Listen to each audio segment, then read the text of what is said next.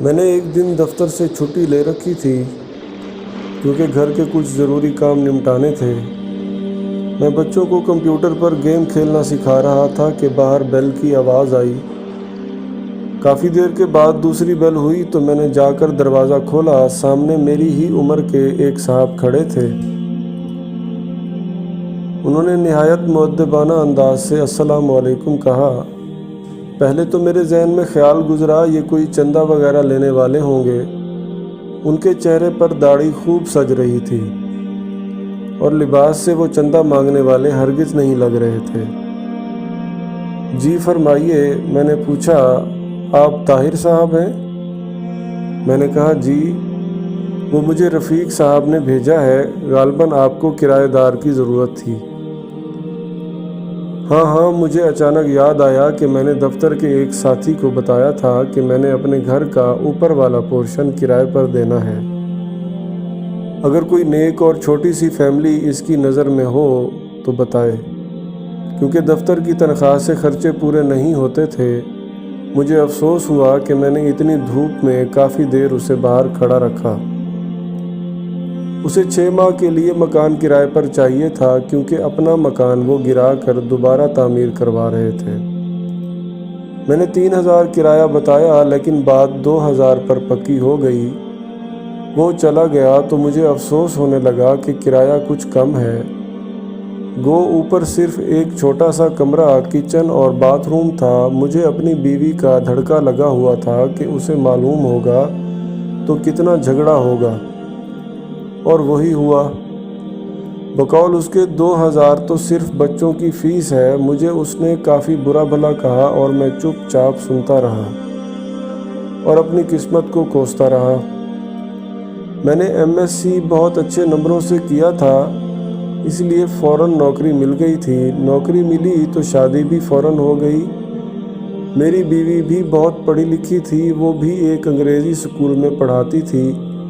ہمارے 3 بچے تھے مگر گزارا مشکل سے ہوتا تھا۔ اگلے ہی دن وہ صاحب اور ان کی بیوی بچے ہمارے گھر شفٹ ہو گئے۔ ان کی بیوی نے مکمل شرعی پردہ کیا ہوا تھا۔ دونوں بڑے بچے بہت ہی مہذب اور خوبصورت تھے، چھوٹا گود میں تھا۔ کچھ دنوں بعد ایک دن میں دفتر سے آیا تو میری بیوی نے بتایا کہ میں نے بچوں کو کرایہ دار خاتون سے قرآن مجید پڑھنے کے لیے بھیج دیا ہے۔ اچھا پڑھاتی ہیں، ان کے اپنے بچے اتنی خوبصورت تلاوت کرتے ہیں۔ مزید کچھ دن بعد جب میں نے ان کے ایک بیٹے سے تلاوت سنی تو پہلی مرتبہ میرے دل میں خواہش ابھری کہ کاش ہمارے بچے بھی اتنا اچھا قرآن مجید پڑھ سکیں۔ ایک دن میں باہر جانے لگا تو اپنی بیوی سے پوچھ ہی لیا کہ وہ پارلر جائے گی تو لیتا چلوں، کیونکہ پہلے تو 2 مہینے میں 3-4 مرتبہ پارلر جاتی تھی اور اس مہینے میں ایک بار بھی نہیں گئی تھی۔ اس نے جواب دیا کہ پارلر فضول خرچی ہے، جتنی خوبصورتی چہرے پر 5 بار وضو کرنے، نماز اور تلاوت سے آتی ہے کسی چیز سے نہیں آتی۔ اگر زیادہ ضرورت ہو تو گھریلو استعمال کی چیزوں سے ہی چہرے پر نکھار رہتا ہے۔ ایک روز میں کیبل پر ڈرامہ دیکھ رہا تھا تو میرے چھوٹے بیٹے نے مجھے بغیر پوچھے ٹی وی بند کر دیا اور میرے پاس آ کر بیٹھ گیا۔ بابا، یہ بیکار مشغلہ ہے، میں آپ کو اپنے نبی حضرت محمد صلی اللہ علیہ وآلہ وسلم کا ایک واقعہ سناؤں؟ مجھے غصہ تو بہت آیا لیکن اپنے بیٹے کی زبانی جب واقعہ سنا تو میرا دل بھر آیا۔ یہ تمہیں کس نے بتایا؟ میں نے پوچھا۔ ہماری استانی محترمہ نے، وہ قرآن مجید پڑھانے کے بعد آپ صلی اللہ علیہ وآلہ وسلم اور صحابہ کرام کے متعلق بتاتی ہیں۔ اپنے گھر کی اور بیوی بچوں کی تیزی سے بدلتی حالت دیکھ کر میں حیران ہو رہا تھا کہ ایک روز بیوی نے کہا کہ کیبل کٹوا دیں، کوئی نہیں دیکھتا اور ویسے بھی فضول خرچی اور اوپر سے گناہ بھی ہے۔ چند روز بعد بیوی نے شاپنگ پر جانے کو کہا تو میں بخوشی تیار ہو گیا۔ اس نے کافی دنوں بعد شاپنگ کا کہا تھا، ورنہ پہلے تو آئے دن بازار جانا رہتا تھا۔ میں نے پوچھا کیا خریدنا ہے؟ اس نے جواب دیا برقع۔ میں ہنسا تو وہ بولی پہلے میں کتنے ہی غیر شرعی کام کرتی تھی، آپ نے کبھی مذاق نہیں اڑایا تھا۔ اب اچھا کام کرنا چاہتی ہوں تو آپ کو مذاق سوجھ رہا ہے؟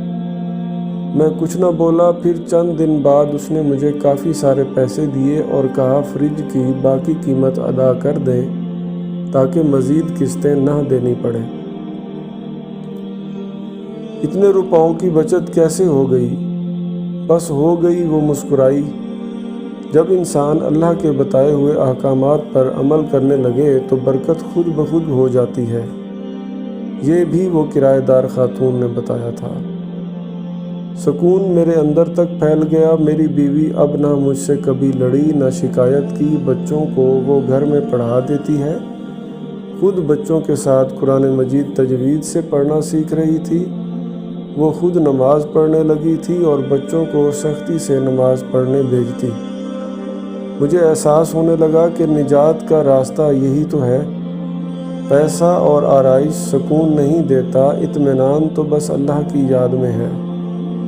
مجھے اس دن 2000 کرایہ تھوڑا لگ رہا تھا، آج سوچتا ہوں تو لگتا ہے وہ تو اتنا زیادہ تھا کہ آج میرا گھر سکون سے بھر گیا ہے۔